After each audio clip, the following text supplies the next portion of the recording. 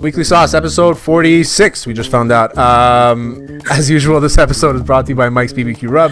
Visit Mike's BBQ Rub, mtl.com, and use Hot Sauce 10 for 10% off the entire site. Mike's BBQ Rub, man, it goes everywhere. It goes all the way to Cambridge, Ontario. It goes all the way to Montreal. It goes in the Montreal Alouettes locker room. I think we've interviewed about 7 Alouettes players in the last 3 weeks. So they all know about how good the mustard truffle sauce is. And they should know, because when they're winning championships, forget the champagne, just start spraying mustard truffle sauce everywhere. It's the best thing you ever could do. So visit Mike's BBQ at mtl.com and use Hot Sauce 10 for the official Montreal Alouettes championship sauce that they're going to spray all over the locker room. My name is Terry Tam. As usual, I'm joined by Alex, the intern. How's it going, buddy?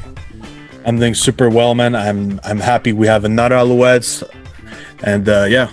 I think we should be considered officially the Alouettes podcast. Maybe we'll see. We'll contact the higher ups. They'll be like, you know what, stay home. But we are joined by linebacker of the Alouettes, Chris Ackie. How's it going, my man?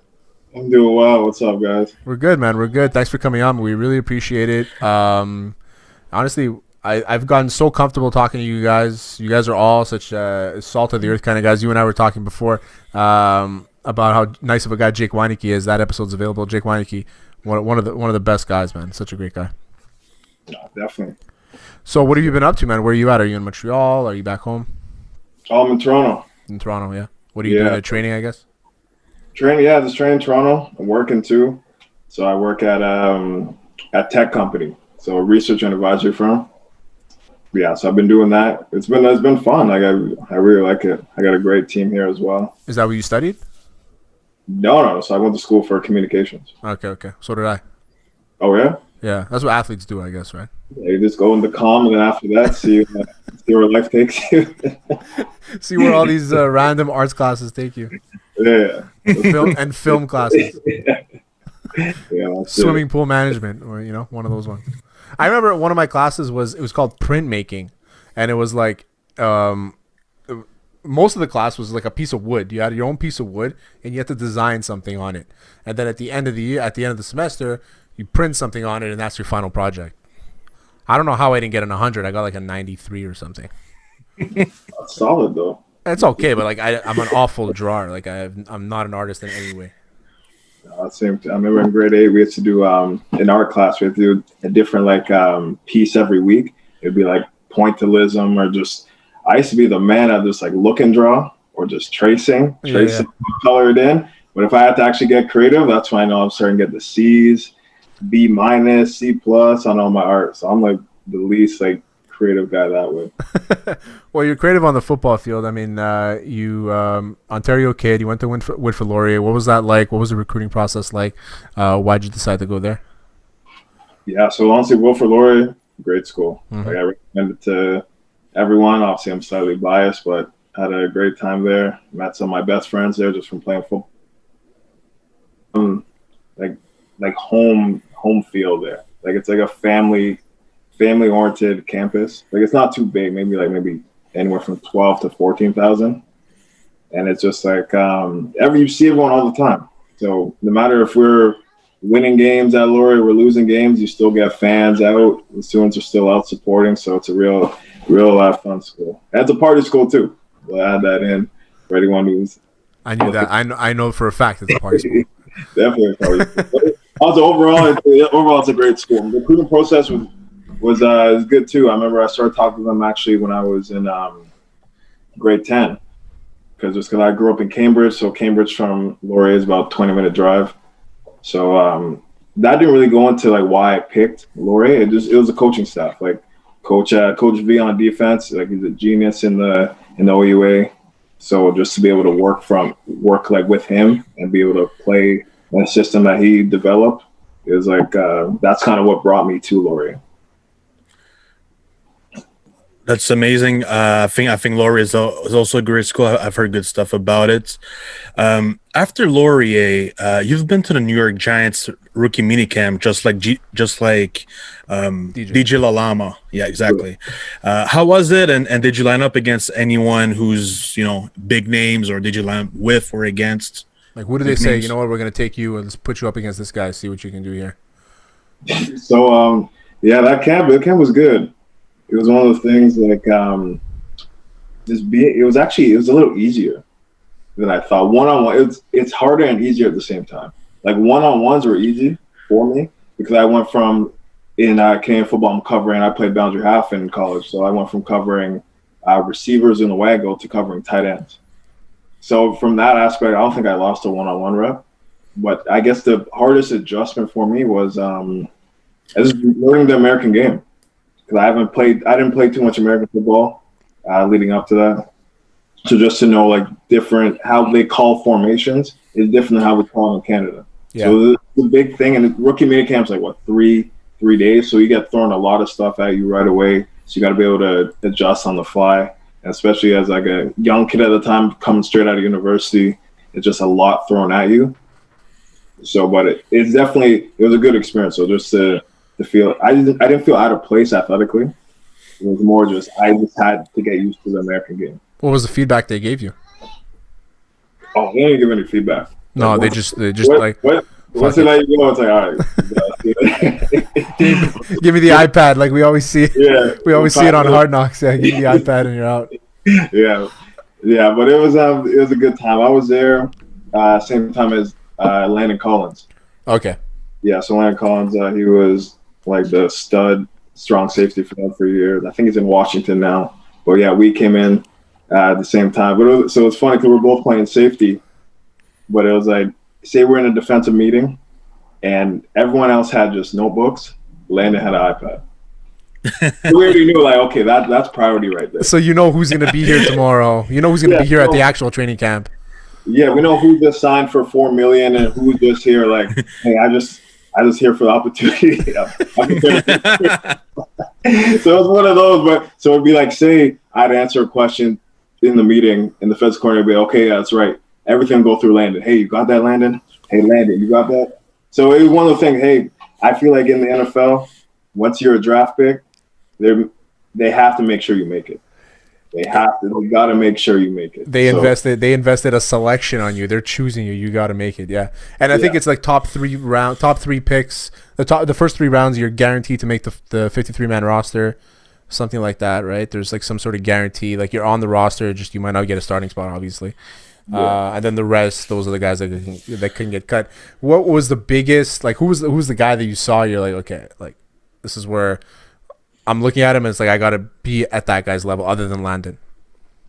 I'd say only Landon. Yeah, really, I'd say Landon, because other people, there were just a bunch of there's other rookies that played at obviously NCAA schools. There was guys that have been on the practice roster for a year or two that knew the system. But yeah, like I said, I didn't feel out of place athletically. It was more just you have to learn an entire new game in a short amount of time. Smaller field, one less guy. I mean, different ball, different the whole. Like you said, the schemes are very different too, and it's we don't in Canada. We grew up just like learning basic schemes, and then after we kind of learn as we go. But you're not prepared for the NFL. You're prepared for whatever the situation you're in, right? Nobody's preparing you to go to the NFL or the CFL. They're just preparing you to be the best at your job right now. So, and that's the part that people struggle with the most. But some guys that make it, some guys that don't. But you've managed to make a decent career out of yourself in the CFL. What's it like playing with the Alouettes? Do you like the city of Montreal? Is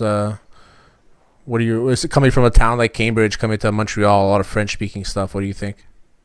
No, I love Montreal. Yeah. Fantastic city. I always tell my friends here in Toronto, everyone's like, hey, Toronto's the best city in the world, blah, blah, blah, best city in Canada. I'm like, you guys need to go to Montreal, especially spend the summer in Montreal. Exactly. And that'll change your mind.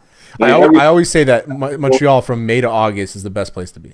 Oh, yeah. Once it gets cold, you want to get out. Mm-hmm. But until then, like summertime, a bunch of festivals, like jazz festivals, fun. What else? A bunch of this like different like foods. So many good restaurants in Montreal too. So which actually leads to it would have been our last question, but we'll ask you now. Alex, you want to ask him? Yeah, so you've probably noticed there's many good restaurants in Montreal. You've been, I believe, 3-4 years in Montreal. What's the best restaurant you've been to, and have you tried poutine?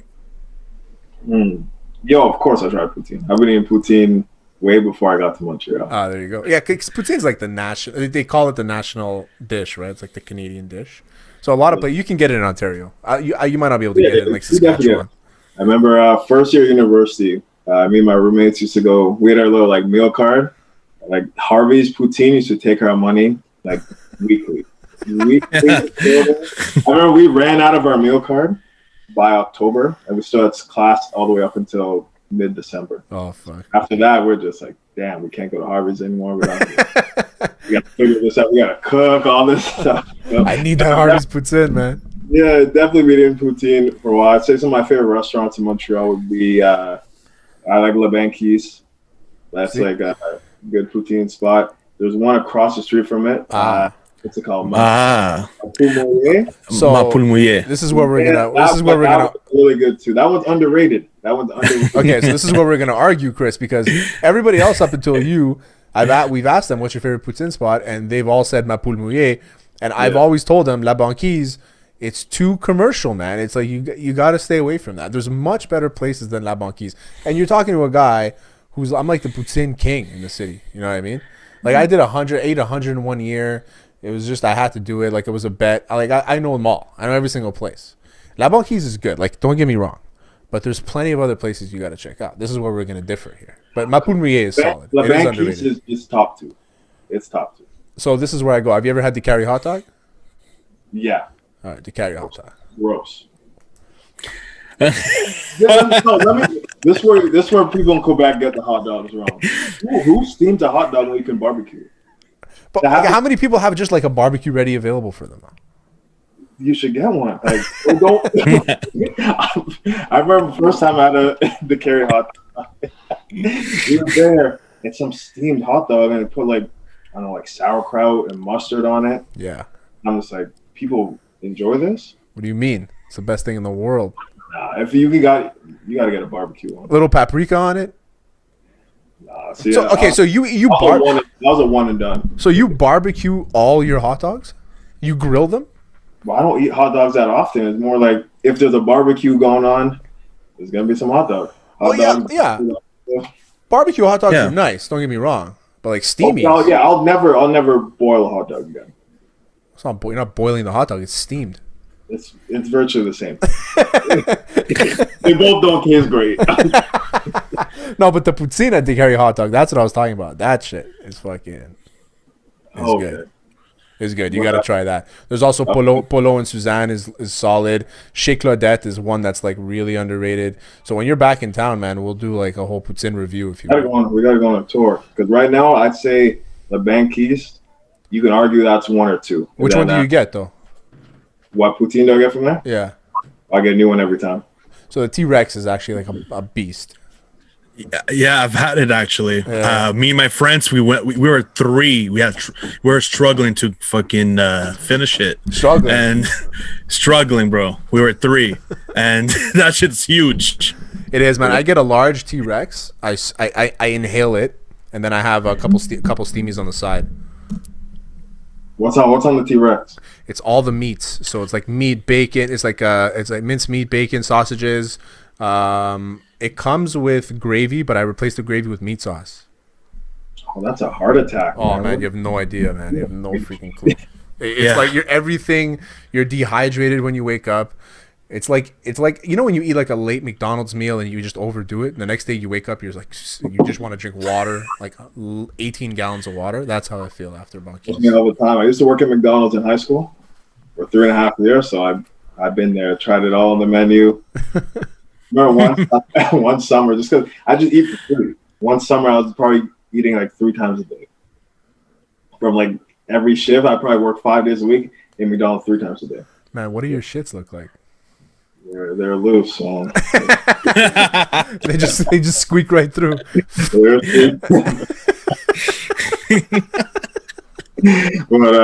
no, back to the restaurant. So Another good restaurant, the Academy on Crescent Street. Yeah, it's a bring your own wine one as well. So yeah, that's a good one. Yeah. So when you're in town, man, I'll give you some good suggestions. I mean, Jake told us Pamika. I never heard of that, so I'm gonna try it out. I'm always looking for new suggestions, right? It's like I love going out to eat, and that's the worst part about this whole lockdown is we can't even do anything anymore, right? So now, which brings me to my next question when it comes to the CFL and the training camps, and what have they been telling you? What's going on there? Do they you're going to be reporting soon?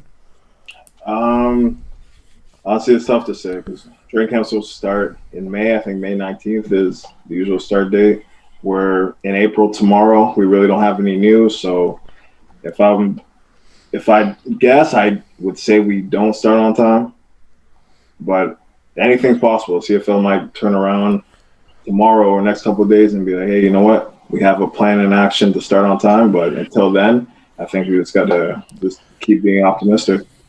They just reduced the quarantine period in the NHL to 7 days. So if you get traded to a Canadian team, then you only quarantine for 7 days. So maybe we're working in the right direction. So hopefully we'll see, Alex.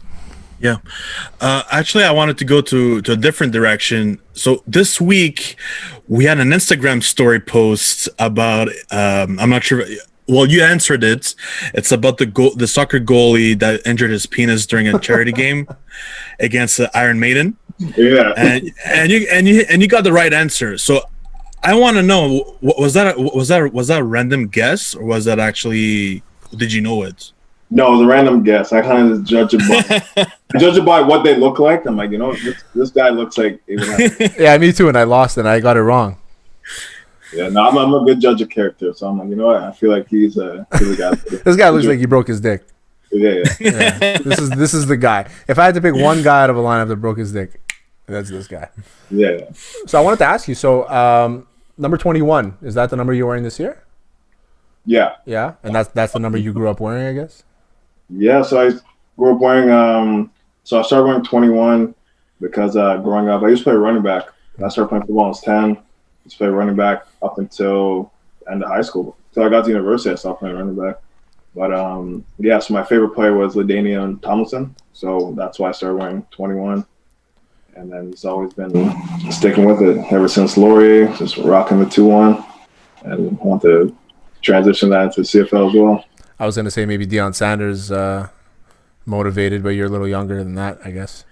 I'm a Deion fan, but like my DB, like my defensive favorite player will always be Champ Bailey. He wore number 24, but yeah. I'm a big Champ Bailey fan. Champ Bailey Champ Bailey is one of those guys where we don't like when we talk about one of the best corners of all time. It's like everybody forgets Champ Bailey, and then as soon as somebody mentions him in a conversation, it's like, yeah, everybody's like, fuck Champ Bailey. You gotta watch it. Yeah, exactly. He is solid. Yeah. He's kind of like, I think we mentioned it last week with Jake. He's kind of like Xavier Rhodes, where just because the stats don't scream out at you doesn't mean that he didn't kill it, and he isn't one of the best cover guys of all time. You know, and Xavier Rhodes, like. He's really one of those guys, like, so technical. He's able to cover anybody, and then it was the same thing with Champ. Like Champ, you can just throw him on anybody and he'll shut him down. Yeah, just like forgetting the name, just like Daryl Revis. Revis Island. He was Revis Island. That was the ultimate cover guy. So I liked him back in his prime. He fell off a little bit near the ends, but none. Oh, we lost Alex for a second there. So we did. Nah, he's okay. So we'll jump into it, man. So XFL and the CFL, there's a merger that Alex, we lost you for a second there, but it's all good. XFL and the CFL, it looks like there's going to be a merger. We haven't heard anything ever since the release. What are your thoughts on that? Is it something you're interested in to go down to the States and play for the Memphis Maniacs or whoever they're called? Honestly, I don't know how I feel about it. I obviously got mixed feelings here. I just don't know how it would work. Like, is it American rules? Is it Canadian rules? It's like I said earlier, it's two completely different games. So we gotta kind of figure out how to make it mesh properly. But I feel like it could also be good for the CFL. That's more TV contracts. That's more money coming in. And from there, it could be more grow salary caps per team. So hopefully, it can be good for us in the long run. And it's also going to be more visibility for the Canadian players as well, because more eyes on Canadian players, and maybe they can could go into the NFL later on. So we never know. Yeah. Honestly, yeah, it depends. Like, I feel like it all depends on how it works. I feel the ultimate partnership, you need to work with the NFL, because I look at it like the CFL's been around for longer than the NFL. CFL's been around for a long time. So in the NFL, they've failed many times. So it's like, are they the right partnership to really go after? See, that's why I'm like, you know what? I don't know. But if it's going to maybe parlay its way into a partnership with the NFL, then I could see it working out. Yeah. I mean, it'd be super interesting. I would love to see kind of like a minor league of the NFL kind of thing, and like I had a few ideas, but like I think there's a way to figure it out, and it's all three leagues I think have to merge, because I mean there's no AFL anymore. There was another league that came out too. Like it was there's always a league every couple of years that comes out randomly. But I think the XFL is here to stay. And I was watching XFL Saturday mornings. I was watching football, and I was like, "Fuck, this is great. This is good football," And I'd love to see some of these guys, maybe crack a lineup in the NFL, and we get or even in the CFL, or some guys from the CFL, maybe you crack a lineup in the NFL, and it's a good story to see. And I think it has to start somewhere. And as long as the talks are good and everybody's like, as long as they can keep the non-imports in the CFL, I think that's the most important thing. Yeah, it depends like how they do it, right? Yeah. There's talks that they want to switch on the Canadian ratio. Talks they want to reduce roster sizes. So I guess you never really know how it's going to work out. Yeah. So I know with a big thing with the CFL fans, they just don't want to lose the Canadian game. Mm-hmm. It's been around for so long. They love 3-down football. They love having receivers in motion. They love the excitement of that high-scoring game. So that's something they don't want to lose. So I understand where they're coming from. But honestly, if a partnership is something that happens, like, I'm all for it. What's the thing you're looking forward to the most coming back to Montreal, and if they announce training camp? I think just being back in the locker room. That's something like you just miss out on. That's what makes like football really fun. Like some days you'll be out there practicing, the body hurts and whatnot, but when you're back in the locker room with all your friends that you've been grinding with from day one, guys you've known for years, so it's like it's always nice to get back in the locker room there, because like it's a brotherhood there. So I know everyone misses each other. Like we kind of can't wait to get back at it, do what we love. That's it. And speaking of locker room, we've asked pretty much all the Alouettes players about a locker room story. Jake gave us a story about Jeremiah Addison, about his beautiful voice before the games. Jeremiah Johnson. Jeremiah Johnson. He had a great voice. He had a really great voice. And then we had Ben Cahoon talking about someone crapping their pants on their jersey. And then we had DJ Lama telling us the Alouettes bathrooms are completely plugged. He said Chris took a dump and it just stunk up the bathroom. That could be true. What's the locker room story you could tell us? Trying to think what I can actually say. You can say anything you want. Yeah, it's not live. It's not live. It's not live. We edit it, right? You know what? Because I've been in Montreal since 2015, so I've been there for a while now. I'm going into my 7th year. This will be my 7th year in the CFL. So honestly, I have a lot of locker room stories, but you know what? There's nothing I can really say publicly. Okay, we'll leave it at. Listen, I'm no snitch. I can't like some stuff got to stay in house. Yeah, I'll ask you 3 questions, and you just tell me the answer, and then this isn't part of the trivia.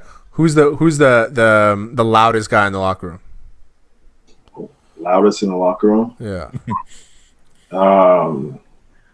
Antonio Simmons. He doesn't shut up. He's coming on next week. Next week. It's good that we're gonna tell him that. Yeah. Amp talk too much. Okay, cool. So Simmons is the loudest guy in the locker room. He's loud, man. Who's the guy who's always late? Always. Like always, maybe like the last guy to put on his cleats for practice, or like, forgets his helmet, goes and has to go back inside. Coach is ripping him a new one. Who always? Because that was me growing up. There's someone who's always late to him. I'm blanking. You know what I mean? You know what? Skip that one. I can't. Right. Who's the dirtiest guy in the locker room? Just like equipment is always filthy.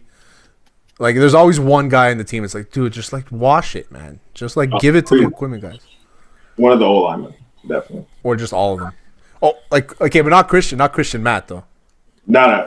Me and Christian, our lockers are always beside each other. So Christian, How good of a guy is Christian though? Oh, Christian's great. So our lockers always seem to be right beside each other every year. So honestly, I've been playing with Christian since 2015. Yeah.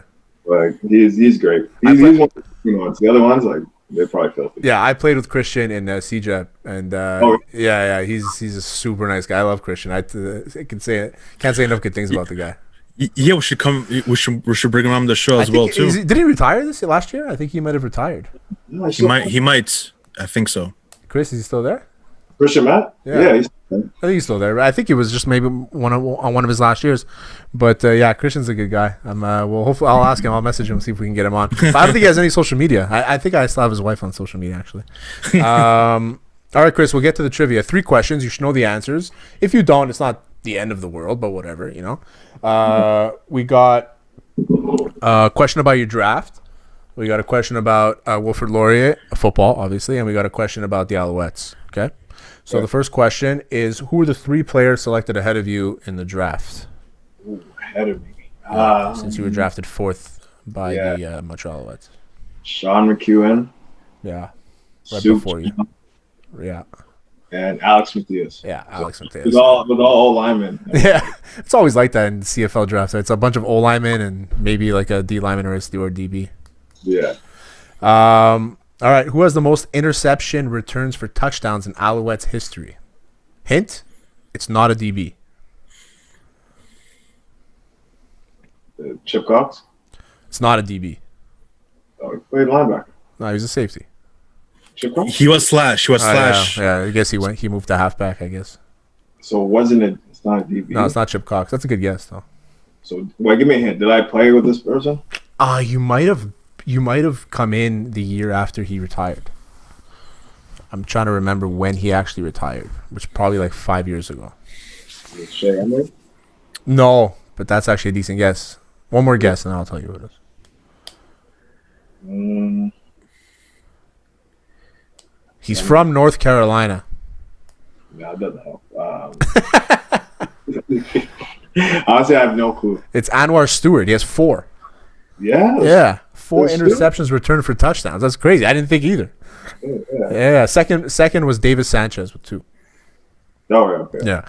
All right. The last question is about Wilfrid Laurier. Okay. In 2014, 2015, were you on the team? Yeah. Yeah. Which player won the President's Award handed out to the best player, one of the best athletes in the school that year? He played football. There's a woman, and there's always a girl and a guy chosen. The President's Award. Oh, for like the school. The school, yeah. The school. Oh, Dylan Campbell. Yeah, Dylan Campbell. He's good, eh? Oh yeah, it was my roommate. It was your roommate. Oh, fuck. Alpha University. Yeah. See, I always try to win. But the way I win is if you don't get the answer right, especially when it's something like that. If you got it wrong and he was your actual roommate, that's my guy right there. Yeah. Dylan. Yeah, he's a great running back, a lawyer. All right, Matt. Well, we appreciate you coming on. It was great talking to you. It was fantastic. If there's anything you want to plug, if there's anything you want to do, just let us know and we'll share it out. This episode is brought to you by Mike's BBQ Rub. Visit Mike's BBQ Rub, MTL.com, and use Hot Sauce 10 for 10% off the entire site. Chris Ackie of the Montreal Alouettes. Thank you, man. Thank you, my dude. Thank you for coming on. We really appreciate it, man. Thanks for coming on, man. Man, you guys do a great job. It was fun. Thanks, man. I appreciate it. Alex, as usual, peace.